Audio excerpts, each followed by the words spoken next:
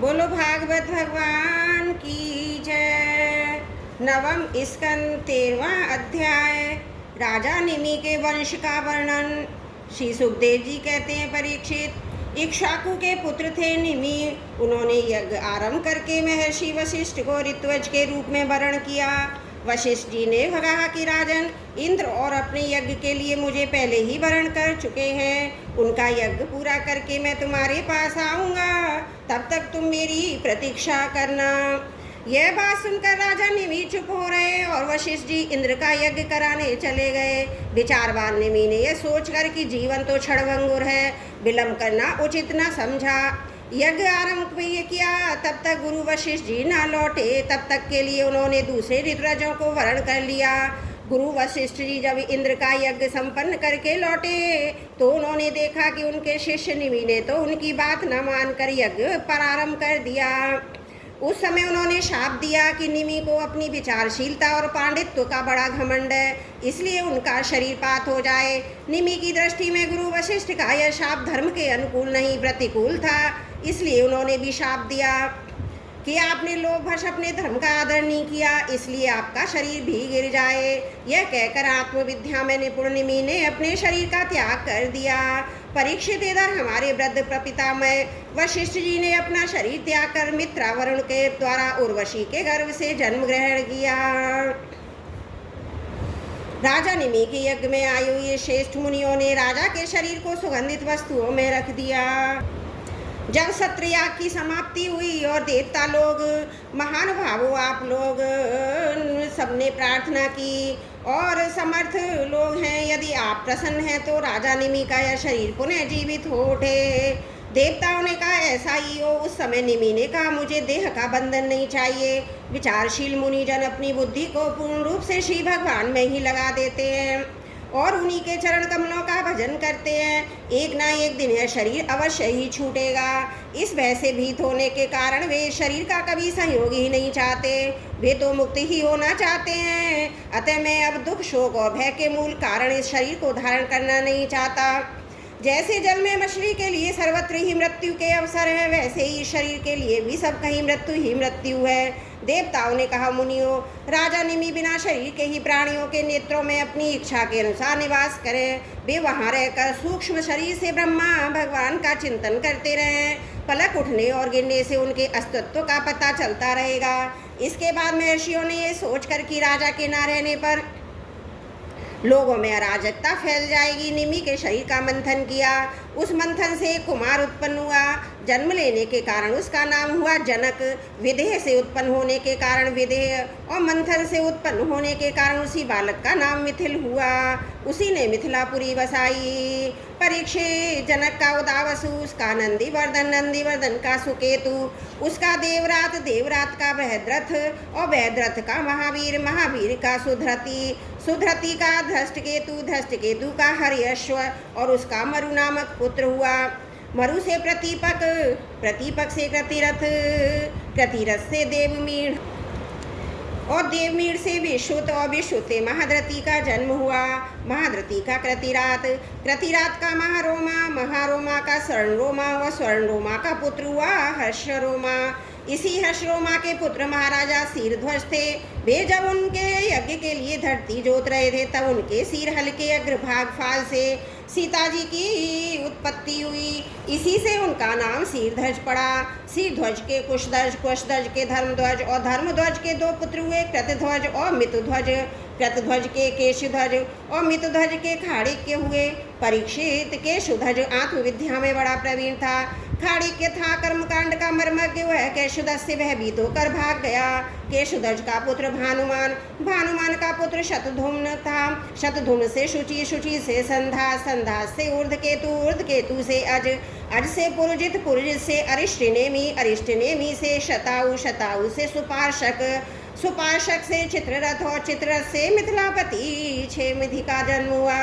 क्षेमधि से समरथ से सतरथ से उपगुरु से उपगुप्त नामक पुत्र हुआ।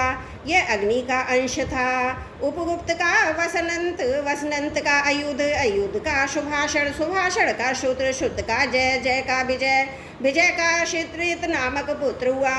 ऋतु का शुनक, शुनक का वीतहव्य, वीतहव्य का धृति, धृति का बहुलाश्व, बहुलाश्व का कृति और कृति का पुत्र हुआ महावशी। परीक्षित ये मिथिला के वंश में उत्पन्न सभी नरपति मैथिल कहलाते हैं। ये सबके सब आत्मज्ञान से संपन्न एवं ग्रस्त आश्रम में रहते हुए भी सुख दुख आदि द्वंद्वों से मुक्त थे।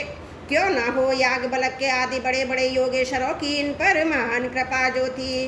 बोलो भागवत भगवान की जय। नवम स्कंद 13वां अध्याय समाप्त। त्रुटियों के लिए क्षमा प्रार्थी हूँ। बोलो भागवत भगवान की जय। नवम स्कंद 14वां अध्याय चंद्रवंश का वर्णन। श्री सुखदेव जी कहते हैं, परीक्षित अब मैं तुम्हें चंद्रमा के पावन वंश का वर्णन सुनाता हूँ। इस वंश में पुरुरवा आदि बड़े बड़े पवित्र कीर्ति राजाओं का कीर्तन किया जाता है। सहस्त्रों सिर वाले विराट पुरुष नारायण के नाभि सरोवर के कमल से ब्रह्मा जी की उत्पत्ति हुई। ब्रह्मा जी के पुत्र हुए अत्रि। वे अपने गुणों के कारण ब्रह्मा जी के समान ही थे। उन्हीं अत्रि के नेत्रों से अमृत में चंद्रमा का जन्म हुआ।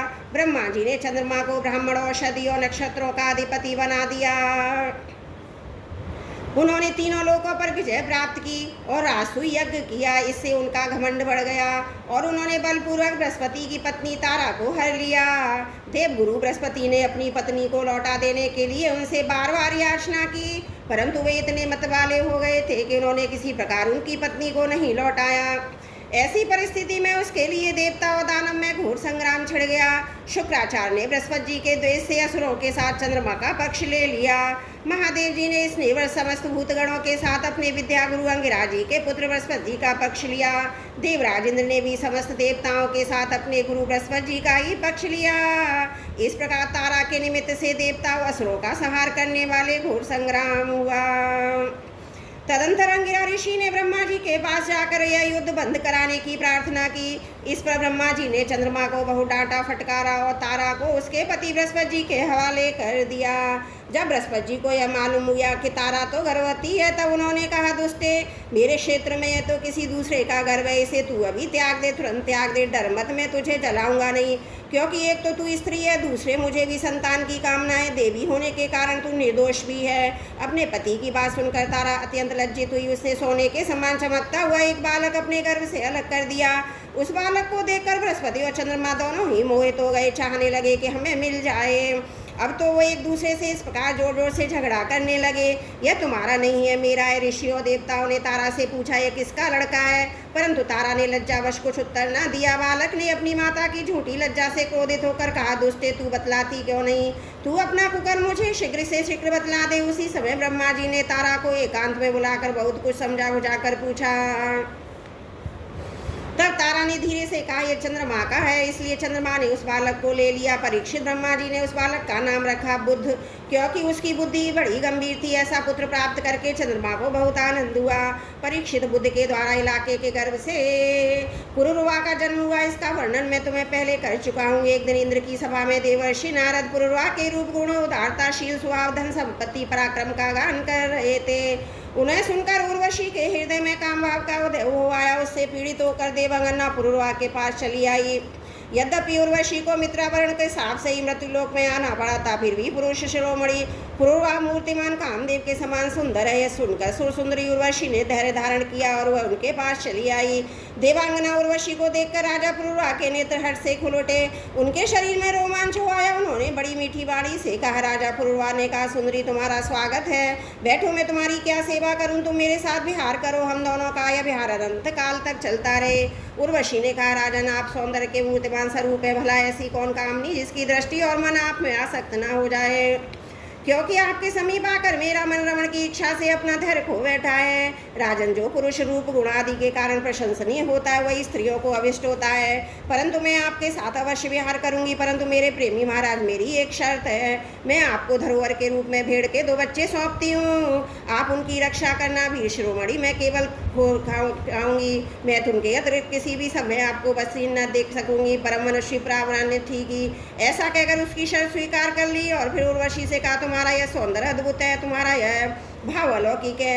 यह तो मेरी मनुष्य सृष्टि को मोहित करने वाला है। देवी कृपा करके तुम स्वयं यहाँ आई हो, फिर कौन ऐसा मनुष्य है जो तुम्हारा सेवन न करे। परीक्षित जब उर्वशी काम शास्त्रोक्त पद्धति से पुरुषेश पुरुषा के साथ विहार करने लगी, वे भी देवताओं की विहार स्थली चित्ररथ नंदन वन आदि उपवनों में इसके साथ स्वच्छंद विहार करने लगे। देवी उर्वशी के शरीर से कमल केसर की सी सुगंध निकला करती थी। उसके साथ राजा पुरुषा ने बहुत वर्षों तक आनंद विहार किया। फिर उसके मुख की सुरभि से अपनी सुदबुद्ध खो बैठते थे। इधर जब इंद्र ने उर्वशी नहीं देखी तब उन्होंने गंधर्वों को लाने के लिए भेजा। का उर्वशी के बिना यह स्वर्ग फीका जान पड़ता है। वे गंधर्वादी रात के समय घोर अंधकार में वहां गए। उर्वशी के दोनों भेड़ों को, जिन्हें उनके राजा के पास धरोहर रखा था, चुराकर चलते बने। उर्वशी ने जब गंधर्वों के द्वारा ले जाए हुए अपने पुत्र के समान प्यारे भेड़ों की भय सुनी, तब उसे उठे जाग उठी। इस कायर को अपना स्वामी बनाकर मैं तो मारी गई। यह नपुंसक अपने को बड़ा वीर मानता है, यह मेरे भेड़ों को भी न बचा सका। इसी पर विश्वास करने के कारण लुटेरे मेरे बच्चों को लूट कर लिए जा रहे हैं। मैं तो मर गई, देखो तो सही है। दिन में तो मर्द बनता है और रात में स्त्रियों की तरह डर कर सोया रहता है। परीक्षित, जैसे कोई हाथी को अंकुश से भेंट डाले, वैसे ही उर्वशी ने अपने वचन बाणों से राजा को भेंट दिया। राजा पुरुषा का बड़ा क्रोध आया और वो हाथ में तलवार लेकर वस्त्रीन अवस्था में उस ओर दौड़ पड़े। गंधर्वों ने उनके छटपटों के भेड़ों को वहीं छोड़ दिया और स्वयं बिजली की तरह चमकने लगे। जब राजा पुरुषा भेड़ों को लेकर लौटे तब उर्वशी ने उस प्रकाश में उन्हें वस्त्रीन अवस्था में देख लिया। बस वही उसी समय उन्हें छोड़कर चली गई। परीक्षित, राजा पुरुषा ने जब अपने शयन नगर में अपनी प्रियतमा उर्वशी को नहीं देखा तो वे अनमने हो गए। उनका चित्त उर्वशी में ही बसा हुआ था। वे उनके शोक से बेहाल हो गए, उन्मत्त की भांति पृथ्वी पर इधर भटकने लगे। एक दिन कुरुक्षेत्र में सरस्वती नदी के तट पर उन्होंने उर्वशी और उसकी 5 प्रसन्नमुखी सखियों को देखा। बड़ी मीठी वाणी से कहा, फिर ये तनिक ठहर जाओ, एक बार मेरी बात मान लो निष्ठुरे। अब आज तो मुझे सुखी किए बिना मत जाओ, क्षण भर रुको, आओ हम दोनों कुछ बातें कर लें। देवी, इस समय शरीर तुम्हारा कृपा प्रसाद नहीं रहा, इसी से तुमने इसे दूर फेंक दिया है। अतः मेरा यह सुंदर शरीर अभी भी ढेर हुआ था, तुम्हारे देखते देखते इसे भेड़िया गीत खा जाएंगे। उर्वशी ने कहा, राजन तुम पुरुष हो, इस प्रकार मत मरो। देखो सचमुच में भेड़िया तुम्हें खाना चाहे। स्त्रियों की किसी के साथ मित्रता नहीं हुआ करती। स्त्रियों का हृदय भेड़ियों के तरह बिल्कुल एक जैसा होता है। स्त्रियां निर्दय होती हैं, क्रूरता तो उनमें स्वाभाविक ही रहती है। तनिक विवाद बिछड़ जाती हैं, उसके सुख के लिए बड़े बड़े साहस के काम कर बैठती हैं। थोड़े से स्वार्थ के लिए विश्वास दिलाकर अपने पति भाई तक को मार डालती हैं। इसके हृदय में सौहार्द तो है ही नहीं है। भोले भाले लोगों को झूठ मूठ का विश्वास दिलाकर फांस लेती है। नए नए पुरुष की चाह से उल्टा स्वच्छंद चारणी बन जाती है। फिर तुम धीरज धरो, तुम राजेश्वर हो। घबराओ मत, प्रति 1 वर्ष के बाद एक रात तुम मेरे साथ रहोगे, जब तुम्हारी भी संतानें होंगी। राजा पुरुषा ने देखा कि उर्वशी गर्भवती है, इसलिए वे अपनी राजधानी में लौट आए। 1 वर्ष के बाद फिर वहाँ गए, जब तक उर्वशी एक वीर पुत्र की माता हो चुकी थी। उर्वशी के मिलने से पुरुषा को बड़ा सुख मिला और वे एक रात उसी के साथ रहे। प्रातः काल जब विदा होने लगे तब उन विरह के दुख में वे अत्यंत दीन हो गए थे। उर्वशी ने उनसे कहा, तुम इन गंधर्वों की स्तुति करो, ये चाहे तो तुम्हें मुझे दे सकते हैं। तब राजा पुरुषा ने गंधर्वों की स्तुति की। परीक्षित, राजा पुरुषा की स्तुति से प्रसन्न होकर गंधर्वों ने उन्हें एक अग्निस्थली दी। राजा ने समझा यही उर्वशी है, इसलिए उसके हृदय से लगाकर वे एक वन से दूसरे वन में घूमते रहे। जब उन्हें होश आया तब वे स्थली को वन में छोड़कर अपने महल में लौट आए एवं रात के समय उर्वशी का ध्यान करते रहे। इस प्रकार जब त्रेता युग का प्रारंभ हुआ तब उसके हृदय में तीनों भेद प्रकट हुए। फिर वे उस स्थान पर गए जहाँ उन्होंने अग्निस्थली छोड़ी थी। अब उस स्थान पर शमी वृक्ष के घर में एक पीपल का वृक्ष उगाया था। उसे देख उन्होंने 2 रक्षणियाँ मंथन काष्ठ बनाई। फिर उन्होंने उर्वशी लोक की कामना से नीचे की अरणी को, उर्वशी ऊपर की अरणी को, पुरुषा बीच के काष्ठ को पुत्र रूप से चिंतन करते हुए अग्नि प्रज्वलित करने वाले मंत्रों से मंथन किया। उनके मंथन से जात वेदा नाम का अग्नि प्रकट हुआ। राजा पुरुषा अग्नि देवता को त्रय विद्या के द्वारा अवाहिनी, ग्रह, पत्त और दक्षिणाग्नि इन 3 भागों में विभक्त करके पुत्र रूप से स्वीकार कर लिया। फिर उर्वशी लोक की इच्छा से पुरुषा उन तीनों अग्नियों द्वारा सर्वदेव स्वरूप इंद्रियातीत यज्ञपति भगवान श्री हरि का यजन किया। परीक्षित, त्रेता के पूर्व सतयुग में एकमात्र प्रणव ओंकार ही वेद था। सारे वेद शास्त्र उसी के अंतर्भूत थे। देवता थे एकमात्र नारायण और कोई ना था। अग्नि में 3 नहीं, केवल एक था, वह वर्ण भी एक हंस ही था। परीक्षित, त्रेता के प्रारंभ में पुरुषा से ही वेद त्रय और अग्नित्रय का आविर्भाव हुआ। राजा पुरुषा अग्नि को संतान रूप से स्वीकार करके गंधर्व लोक की प्राप्ति हुई। बोलो भागवत भगवान की जय। 9वां स्कंद 14वां अध्याय समाप्त। त्रुटियों के लिए क्षमा प्रार्थी हूँ। बोलो भागवत भगवान की जय। नवम स्कंद 15वां अध्याय। ऋषिक जमदग्नि और परशुराम जी का चरित्र। श्री सुखदेव जी कहते हैं, परीक्षित, उर्वशी के गर्भ से पुरुरवा के 6 पुत्र हुए। आयु शतायु और सत्यायु, रय, विजय और जय। और शतायु का पुत्र था वसुमान और सत्यायु का श्वतंजय। रय का एक और जय का अमित, विजय का भीम, भीम का कांचन, कांचन का होत्र, होत्र का पुत्र था जहन। ये जहनु वही थे जो गंगा जी को अपनी अंजलि में लेकर पी गए थे। जहनु का पुत्र था पुरु, पुरु का पलाक और बलाक का अजक, अजक का कुश था। कुश के 4 पुत्र थे, कुशाम्बु, तने, वसु और कुशनाम। इनमें से कुशाम्बु के पुत्र गादी हुए। परीक्षित गादी की कन्या का नाम था सत्यवती। ऋषि ने गादी से उनकी कन्या मांगी। गादी ने समझ कर कि ये कन्या के योग वर नहीं है, ऋषिक से कहा, मुनिवर, हम लोग कुशिक वंश के हैं, हमारी कन्या मिलनी कठिन है, इसलिए आप 1000 ऐसे घोड़े लाकर मुझे शुल्क रूप में दीजिए जिनका सारा शरीर तो श्वेत हो परंतु एक एक कान श्याम वर्ण का हो। जब गादी ने यह बात कही तब ऋषिक के मुनि उनका आशय समझ गए और वरुण के पास जाकर वैसे ही घोड़े ले आए। उन्हें देखकर सुंदरी सत्यवती से विवाह कर लिया। एक बार महर्षि ऋषिक से उनकी पत्नी और सास दोनों ही पुत्रवती के प्राप्ति के लिए प्रार्थना की। महर्षि ऋषिक ने उनकी प्रार्थना स्वीकार करके दोनों के लिए अलग अलग मंत्रों से चरु पकाया। स्नान करने के लिए चले गए। सत्यवती की मां ने यह समझ कर कि ऋषि ने अपनी पत्नी के लिए श्रेष्ठ चरु पकाया होगा, इससे चरु मांग लिया। इस पर सत्यवती ने अपना चरु तो माँ को दे दिया और माँ का चरु स्वयं खा गई। जब ऋषि मुनि को इस बात का पता चला तब उन्होंने अपनी पत्नी सत्यवती से कहा, तुमने बड़ा अनर्थ कर डाला। अब तुम्हारा पुत्र तो लोगों को दंड देने वाला घोर प्रकृति का होगा और तुम्हारा भाई होगा श्रेष्ठ ब्रह्मवेत्ता। सत्यवती ने ऋषि मुनि को प्रसन्न किया, प्रार्थना की, स्वामी ऐसा नहीं होना चाहिए। तब उन्होंने कहा, अच्छी बात है, पुत्र के बदले तुम्हारा पौत्र वैसा घोर प्रकृति का होगा। समय पर सत्यवती के गर्भ से जमदग्नि का जन्म हुआ। सत्यवती समस्त लोगों को पवित्र करने वाली परम पूर्णमयी कौशिकी नदी बन गई। रेणु ऋषि की कन्या थी रेणुका। जमदग्नि उसका पाणी ग्रहण किया। रेणुका के गर्भ से जमदग्नि ऋषि के वासुमान आदि कई पुत्र हुए। उनमें सबसे छोटे परशुराम जी थे। उनका यह सारे संसार में प्रसिद्ध है। कहते हैं कि है वंश का अंत करने के लिए स्वयं भगवान ने ही परशुराम के रूप में अंश अवतार ग्रहण किया था। उन्होंने इस पृथ्वी को 21 बार क्षत्रियहीन कर दिया। यद्यपि क्षत्रियों ने इसका थोड़ा सा ही अपराध किया था, फिर भी वे लोग बड़े दुष्ट ब्राह्मणों के अभक्त रजोगणी विशेष करके तमोगुणी हो गए थे। यही कारण था कि पृथ्वी के भार हो गए थे। इसी के फलस्वरूप भगवान परशुराम ने उनका नाश करके पृथ्वी का भार उतार दिया। राजा परीक्षित ने पूछा, भगवान, अवश्य उस समय के क्षत्रिय विषय लोलुप हो गए थे, परंतु उन्होंने परशुराम जी का ऐसा कौन सा अपराध कर दिया जिसके कारण उन्होंने बार बार क्षत्रियों के वंश का संहार किया। श्री सुखदेव जी कहते, परीक्षित, उन दिनों हे वंश का अधिपति था अर्जुन। वह एक श्रेष्ठ क्षत्रिय था। उसने अनेकों प्रकार की सेवा शुश्रूषा करके भगवान नारायण के अंश अवतार दत्तात्रेय को प्रसन्न कर दिया और उनमें से 1000 भुजाओं तथा कोई भी शत्रु युद्ध में पराजित न हो सके यह वरदान प्राप्त कर लिया। साथ ही इंद्रियों का अबाध बल, अतुल संपत्ति, तेजस्वता, वीरता, कीर्ति और शारीरिक बल भी उसने उनकी कृपा से प्राप्त कर लिए थे। वह योगेश्वर हो गया था। उसमें ऐसा ऐश्वर्य था कि सूक्ष्म से सूक्ष्म, स्थूल से स्थूल रूप धारण कर लेता। सभी सिद्धियां उसे प्राप्त थी। वह संसार में वायु के सदर जगह बेरोक टोक विचरा रहता। एक बार गले में वैजंती माला पहने सहस्त्रबाहु अर्जुन बहुत सी सुंदरी स्त्रियों के साथ नर्मदा नदी में जल विहार कर रहे थे। उस समय मधुवन्नोत सहस्त्रबाहु ने अपनी बाहों से नदी का प्रवाह रोक दिया। 10 मुख रावण शिविर भी वहीं कहीं पास ही था। नदी की धारा उल्टी बहने लगी जिससे उसका शिविर डूबने लगा। रावण अपने को बहुत बड़ा वीर तो मानता ही था, इसलिए सहस्त्र अर्जुन का यह पराक्रम उससे सहन नहीं हुआ। जब रावण सहस्त्रबाहु अर्जुन के पास जाकर बुरा भला कहने लगा तब उन्होंने स्त्रियों के सामने ही खेल खेल में रावण को पकड़ लिया और अपनी राजधानी महिष्मती में ले जाकर बंदर के समान कैद किया। पीछे पुलिस जी के होने से सहस्त्रबाहु ने रावण को छोड़ दिया। एक दिन सहस्त्रबाहु अर्जुन शिकार खेलने के लिए बड़े घोर जंगल में निकल गया था। देववश जमदग्नि मुनि के आश्रम पर जा पहुंचा।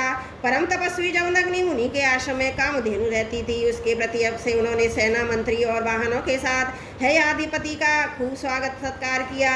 वीर हयाधिपति ने देखा कि जमदग्नि मुनि का ऐश्वर्य तो मुझ में भी बड़ा चढ़ा है, इसलिए उसने उसके स्वागत सत्कार को कुछ भी आदर न देकर कामधेनु को ही ले लेना चाहा। अपने अपमानवश जमदग्नि मुनि से मांगा भी नहीं, अपने सेवकों को आज्ञा दी कि कामधेनु को छीन ले चलो।